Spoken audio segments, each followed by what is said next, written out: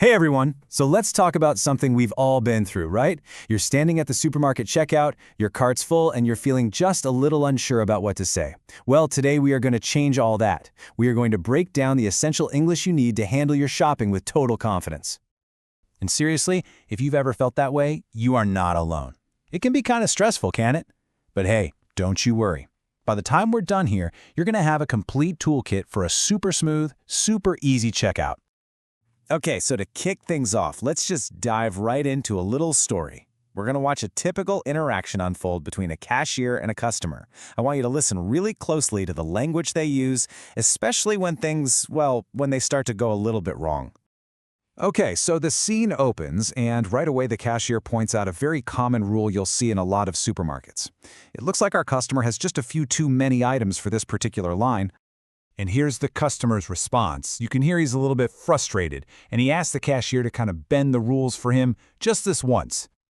So the cashier agrees and then immediately asks what is maybe the most classic question you will ever hear at an American checkout.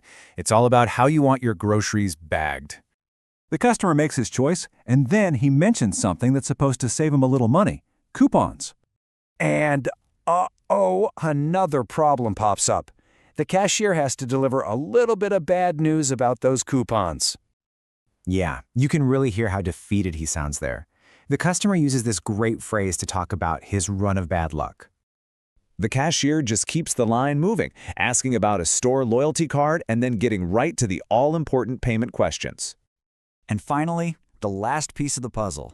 The customer tells her how he's going to pay, and then he asks for a really convenient extra service called cash back. Okay, so that little story was packed with some really useful language, wasn't it? Let's rewind now and break down the most important vocabulary words so you know exactly what each one means. First up, that express checkout lane. It's pretty much what it sounds like, you know? It's the fast lane. If you've only got a handful of items, this is the line for you.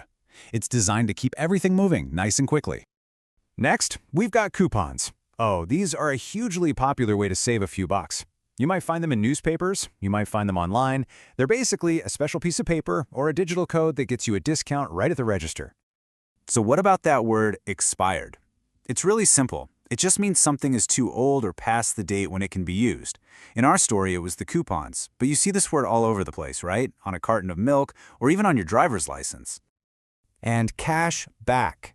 This is such a convenient service. It just means you can ask the cashier to charge your debit card for more than your groceries cost, and they'll give you the difference in cash. It's almost like using the checkout lane as your own personal ATM.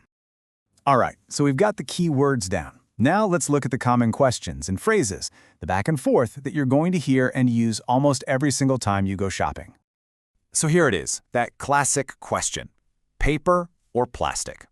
All the cashier's asking is what kind of bag you'd like. As you can see, you've got your brown paper sacks, which are generally easier to recycle, and you've got your thin plastic bags, which a lot of people reuse. These days, it's really just a personal preference. Next up, you're almost certainly going to hear debit or credit. The cashier just needs to know how to process your card payment. A debit card takes the money directly out of your bank account right away. A credit card, on the other hand, lets you pay it all back later. But let's be honest, a trip to the supermarket doesn't always go perfectly smooth, does it? So let's circle back to those two informal but really common phrases our customer used when things weren't quite going his way.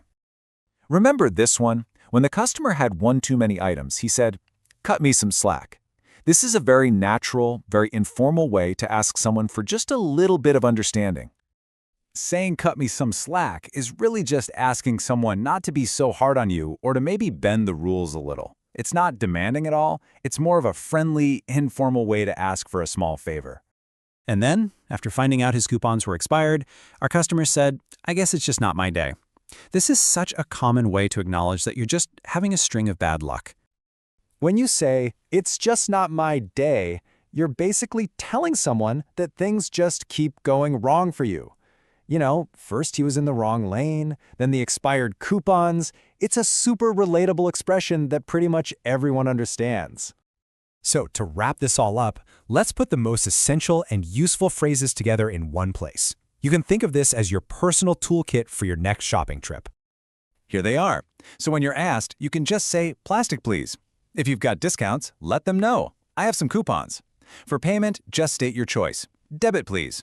If you need some money, just ask, could I get cash back? And you can always end with a friendly, have a nice day. So simple, but so effective. So now you have it. You've got the vocabulary, you've got the phrases, you are ready to handle that checkout line with complete confidence.